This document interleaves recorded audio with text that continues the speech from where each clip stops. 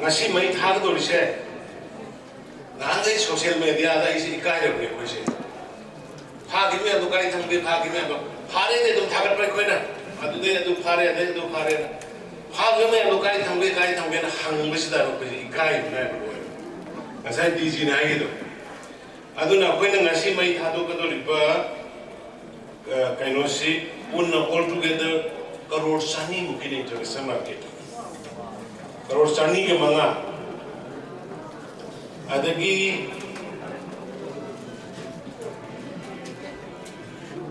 yamna numai ba handaki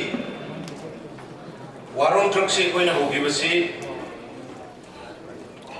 kaino da 2018 ki November thar waron truck se waron truck se ingo da karige hon ge ingo da lakhi bano hai ba ga singa sai se da koi drug sabi ram da gi thar ba sin nau sing sanbi re da moi chahi du yo chahi do koi ga thomu na ne ba do koi da gi ilang han la da chahi koi da chahi manga daro khang ga yam man da gi Manipur da masigi effect do la ka ho re ai na khabar do ri da narol thogang gi ni jer wai jani ngai da ai gi MIYAMDA doctor khomdon matam du gi HIV/AIDS ki vibe do du to kana ai campaign yo re against the HIV/AIDS. HIV/AIDS as a kind of drug addiction the game transfer to hunga kune. Aduna ko the game ngan ko ne suffer to re ba aduna madu he madu la ka na konda atai matam da di ko na power pipe sum saka da le jero se me ne ore ko so wa sa ko sin ta ta ko da ko to ko na ko wa do pai le ta ba adu handa mayam ni kripa da gi blessing da gi Ministry from Mayam ko hen bira matung de kitang leibak sigi afa tungi mirol kanna ba sigi mirol kanna ba kitang tawpe na hojeraga adu de 2018 da November de masi waron drugs lautho ka hoki ba kuji phau da waron drugs one se de 2000 November de tai ka ahum de lautho ki bani madui manung da koi 1674 cases Mamang itam dari ko, mamang itam da case listing amaga satruk mudra ka mari resort hoy, mi listing ani ga sama ga sumna mari khai, aduga drug phagi bana crore sohung kunma hoy gi domestic market da phagi mamang itam, adusu COVID lakhi bagi chahi ani muktu khara drug na ron ba sa lem khibe wani na tade kalan bujar. COVID tuna khara mu drug control do bai da adagi handaki tha ahum adore tha ahum har ko se da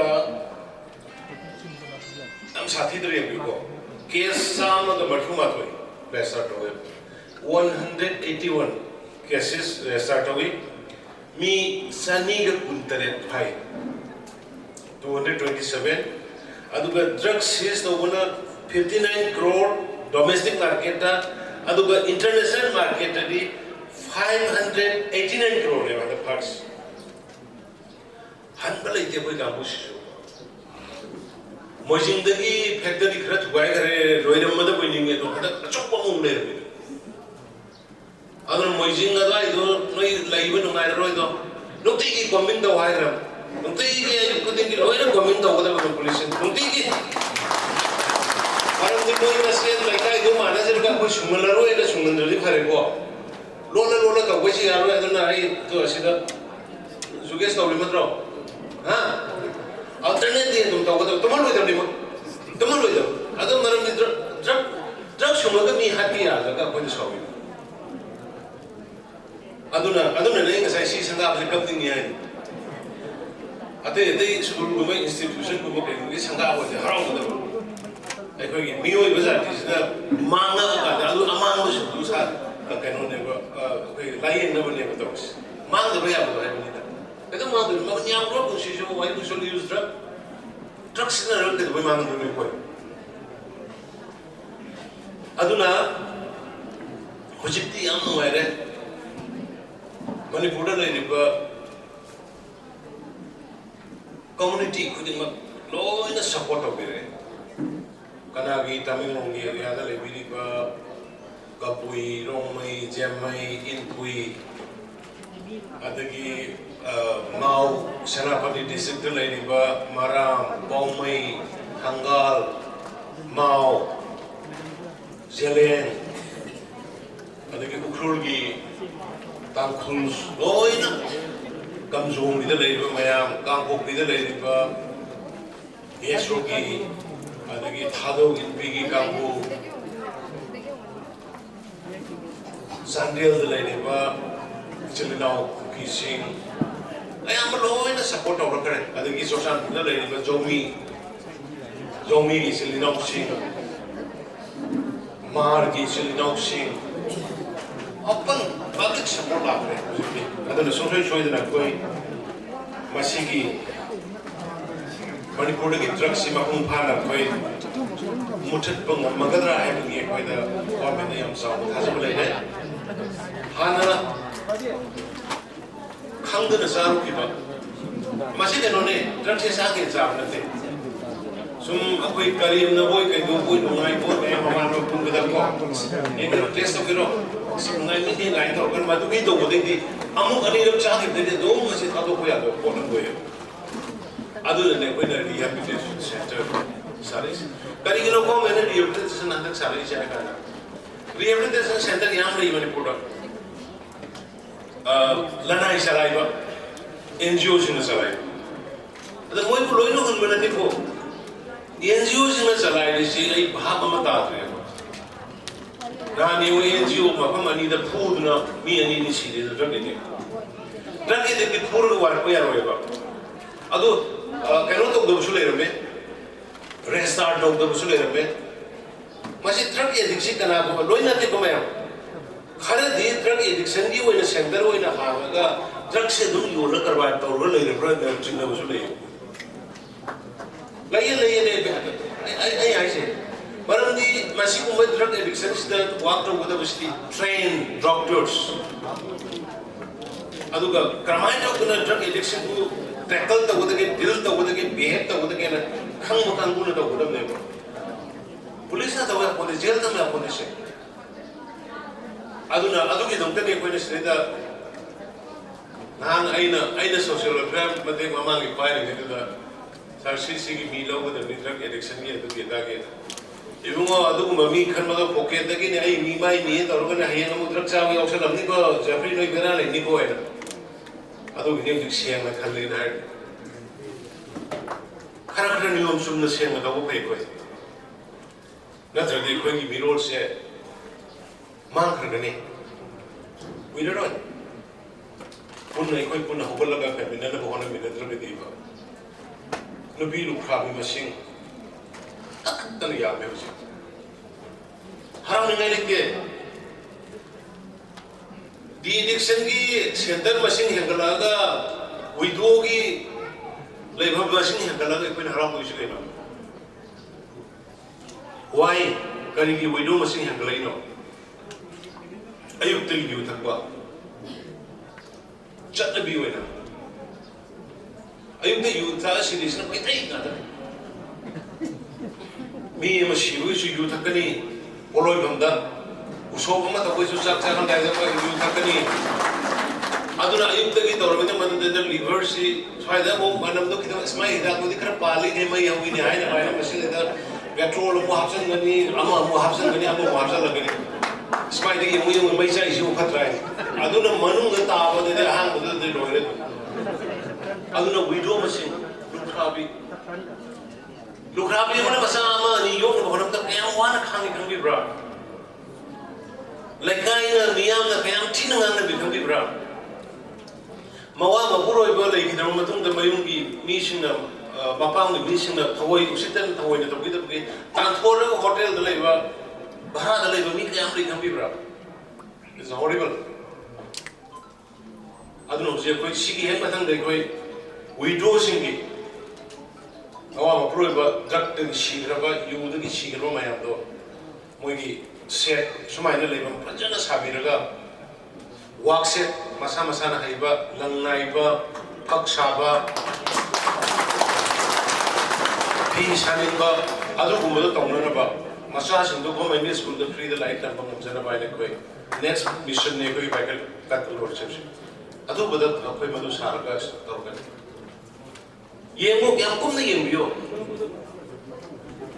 ID mantri oiramni ID MLA oiramni ID IS oiramni ID IPS oiramni na ID forest officer na muk dana ai gi dan khal lai ne do manipur bunoi loi le this forest of the overall dragon forest of the overall dragon part of the single dragon local edition ha the forest like Ramdre, Shin Dunga the Papa like Ramdre, Imunga Sanga, the Lena, my own Polish. Lena Polish open at once of me. Fazana Tambiraba, Mari Wobon the Wallaba, Ising Fazana Tunga to Shin Tungalaba, Adodi, Mahim, Mother May, like Germany, Adagi, Ata Magil from Lebon, the substance like the appointed disruptor oil. Was he appointed disruptor oil when the Mogil to wear away? Nan Moirang Sandy while it is that Moirang see Lokak Lake, Bishnupur, Moirang, Achowa tourist sport move with the which are going to 1,500 crore game. Chopa project, I'm a Lokak in one. Must say the Lami disappeared. Oh, in a Turian, Mayamdu, the home, Mayamdu, in a Pujalas Harley. I think sing don't tell Roga Pegi Mediagi Silino sing a social media Mayamina, Soro Fishing Team look up to it. Soro Fishing Team, and I wish I had still very near. Moina Kapaka and Sagi, I know the Nala Pulitz the Kapira in Wagon. Nala, when I put in with the Gising for the Silvani go to the Kangan, depending on this. I give Monaco. I give Monaco and then I have I don't know, I am Sido Mariama, and the has Andy the Sido over the game. Acquire like the Masama of the Tiam Sido. Me Bata. I sing the Utava, sing the Jik Naranga, say, Canovia with DF4, Josan Pulgi, Easter Shero, and it's going to be. I might appreciate the social media. Man, I quit Josan Pulgi, civil society, my am nice or reserve forest area, protected forest area, and even Lanagi, Moimogi in coal, Moimogi labor, in Toxing Lady, Utaka to play. How about the sign? Otherwise, Madam Sango again, and again, I send up for the Yamuaiba. The Midday green plantation can look when I say that I'm a sign what I'm a target. I got it again. Hana Mama the game. I congratulate you, I thank you. No point in a voluntary involvement in a quick crowd. Dominant Kari, as I take a cycle rally against something of the village. I have put my appreciate Tojari. Adugoji, my should have the water in again. I quite Sunusiphaigi memorandum of Pibiri. ANOUBA MANGAL Election Center ki Hemamanda Ladiba playground asi Huji is the land OINA Ladiba Wafam SUNUSIPHAI village Oliba public ground Jama DC Oliba. Oh, you know, we're gonna see some the year. Some OINA the Lampaco Sanabu with the Pitodo. Club you.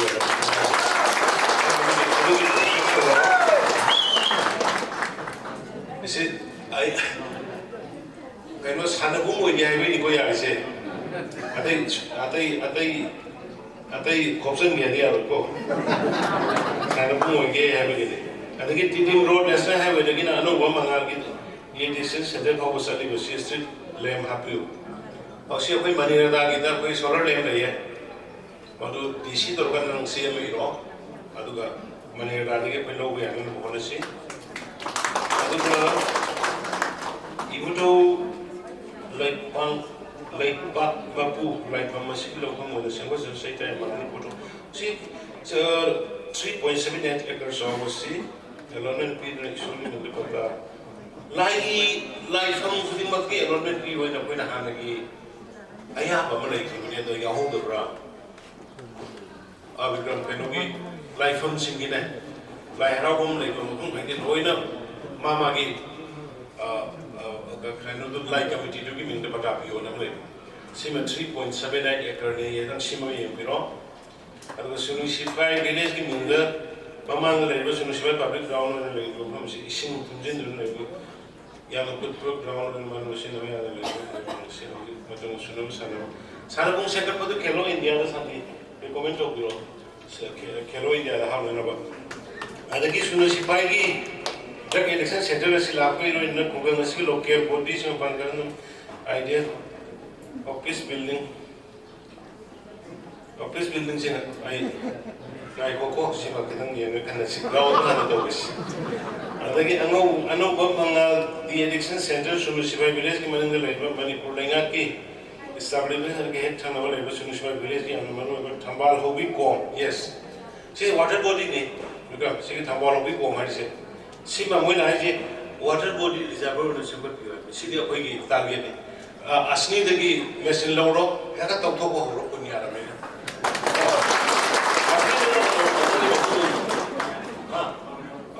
Water body consume, water body consume.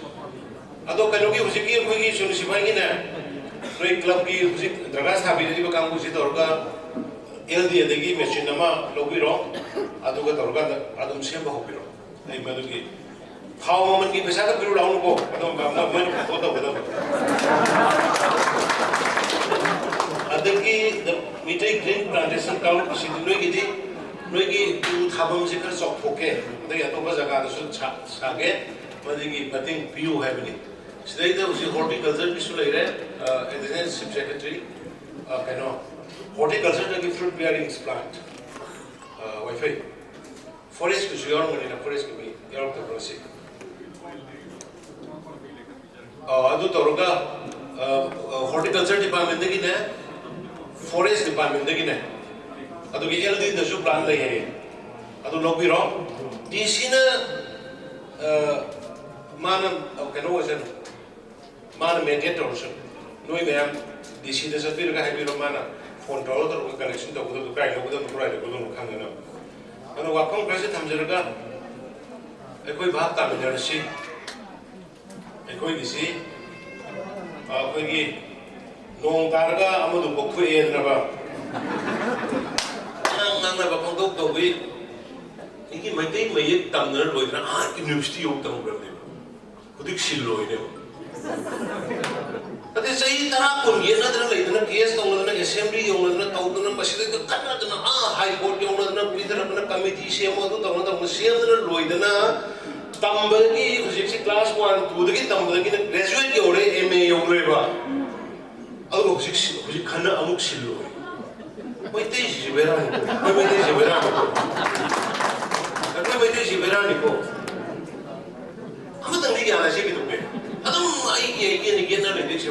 The other mother of the Purga, Puntaret, Miami committee in the Siena, assembly, the Putokana, Taudana, Yana, Tamdana, Panadana, covered Pongana, University of Tamner was in the Kanogi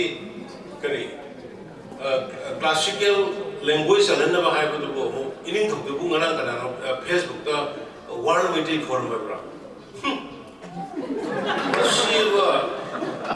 Rather the current respect in the money. In the Kutamana, I know, but everything go in the seek permission. Unarga Hayo. Kayam Hopano. Sakano in the Gadu kind of Facebook, the Katawana. Sukumba, Koiki, set style her lady, but she the neighbor society put me out of music. I would put a Mamatane. Manipur Taliban, Naga, we get a cookie, we get a Maitay, Bangal, we get any, quite a mutany. City ego, she come up with a money. In India, the woman of Facebook that we question the way about. Adumba, a queen of her in me. Marana, we do Mysore. Mysore, the Honorable Prime Minister Narendra Modi Jina, Yoga, the woman, Mysore ki Maharani do, Amakana, Mysore ki Maharani, respect me do. Respect people the more. Meaning the Maharaj, MIYAMDA Palam, the quiz player, Mudro. सही तरह खुंदा खुदा गंभीर सिंह महाराज का नरसिंह महाराज का हिरा संतर का थोड़ा का कोई वो आवाज़ की कलम दर्दे कोई वो मसी कोई की फ्रूट सिंह नंगी दरो कोई की फ्रूट सिंह नंगी दरो बा मत कोई सेंस जॉब तो बा अम्मा तौरे यारो है अम्मा मामांग से के यारो है मनिंग से के यारो है नाकन से के यारो है बेबी बंदू अकरांग ने केली फदे अब कहना अमर इधर है क्योंकि कोई करी ना दो हाँ करेंगे ओ वांग वाला सारा बतो मखा सके सकते अवांग सके सकते नोंका के स्वराले ले मखा ले गे अदुले तौबा अदुगी पोतु दार करे लंबी डिफ्यूजन न बा सरकार से तब मयांग की तौबे न तौरा सरकार न तौरिसी मयांग की अकोई मैते की तकी कन बेयादे अकोई कुकी की तकी कन बेयादे कोई नागा का तकी कन बेयादे कोई पागन का तकी कन बेयादे लाइव मयाम से कमायना एकोमोडेट हो गए कमायना कोहेसिव रिलेशन लेके दगे कमायना कोई से हम जो समुद्र पुन नहीं मिलने दगे से मधु खतनी शासन ने कहीं नते मधु को मेंटेन करोगे मणिपुर थम्बंगम बुदो भारत थम्बंगम बुदो नहीं लीडर्स मसीगी अकोई गवर्नमेंट लाती में मणिपुर के दौर पे हाँ लेकर बंद हाँ लेकर प्रोकेट हाँ लेकर शायद तैयार करता नहीं अदर नशाए लेकर शायद कहीं कांसी खिंगा कोंग खिंगा वो सिपाही ला हम महिला संग तुम बुना दो कैसे महिला संग तुम दो क्या फसली हो गया मामा की सही कुछ था तो महिला संग बसीले का काम रखता तो हम ना इच्छा इशू ना तेरे बुनिया नहीं करना वैसे ती महिला संग तुम देखो मैं तुम भी वो काम रखता खर कन्नम दाही भी उन्हें कोई ये मैं हमसे हाँ तो अदुना नेबर वही फजली तो नांगे जिना कोई ने नुपा गई ना मनुंग ने तुम मगर नुपी गई जिना कोई सोरोक तो नहाल लेने ना जाओ अकोई चीज़ मरने लगे नुपा का जिना दे कोई मैं तेरे नुपा से पूरा बेरा नहीं कुछ अकोई नुपी सिंह से कोई लोग को मेरा संग नुपी पामो कोई नुपी तुम भी that was the system कोई लेबा के system जदू ले रहे अदुना anyway नशी काम नुआए रे मैं अपना I'm sorry आई दी खंग दबने करी पीरम दोनों शिक्षे इमाई बेल से की करी पांगे शांति करी नो दरकार नहीं बाबू जी गवर्नमेंट की स्कीम्स में हम ले रहे डिप्टी कमिश्नर बाबू ले रहे ऑनरेबल एमएलए अफाफा बसे रविंद्रो होय शांति होय कोई प्रेमकांत मयाम में थबक तो गए ना चेल इनाउ सिंह आते नहीं भजन कंटेक्ट हो गयो हेल्थ की कार्ड यूम साना बगी लाइंग न बगी अंगंग लाइट तम न बगी विडो सिंगी आलू रेप सिंगी मखा की स्कीम मयाम अमा मई थाना बगी इशिंगी honourable prime minister Narendra Modi ji ने रोई ने याद लगा सेल लगा थम अपनी और हाईवे सिंह दो कोई गवर्नमेंट जिना स्टेट गवर्नमेंट जिना कोई go to hills go to village मतलब रुकान दा कोई डिलीवरी सिस्टम तो जरी नहीं हुजिक शो कोई डिप्टी कमिश्नर ना एसपी ना था खुदिंगी ताई त्रामा दा ई कनो तो रोंगनी मियाम नुमित उनबा हो है तना हो रबने हो रबरा और मियाम नुमित हो रगनी मियाम नुमित हो रबा मतन तो दा आईगी लेकाई की अवार्ड पर लेबो सिंदो डिप्टी कमिश्नर दा एसडीओ दा एवरी मंथ की तारीख त्रामा मणिपुर की लेबो डिस्ट्रिक्ट खुदिंगी डीसी अमदी एसपी सिंगना मियाम की नुमित होरगनी मफम करा अतई दगे होबा हौरे कोई बिष्णुपुर से होरनी मदैदा युम लेतबा लाइन निंगे पैसा लेतबा सेंगी कार्ड फंगदबा अदगी अनाबगी लाइन की कार्ड फंगदबा इसिंग फंगदबगी एनी प्रॉब्लम्स लुखराबिगी अहल ओइरबा ओइरबी सिंगी हाइको मयाम दगी ग्रीवांसेस मयाम दो रोइना डीसी सिंग द क्वेश्चन बिरो माना डीसी ने मफम दुदा ngamdabana कोई की लेवल दा स्टेट गवर्नमेंट की लेवल दा पुखल अकाने कोई नमदो मयाम द पीरना फोनर कदोय न वापम प्रसे थमजरगा मयाम द सुमाने नुसिबिबा मयाम सपोर्ट तोबिबा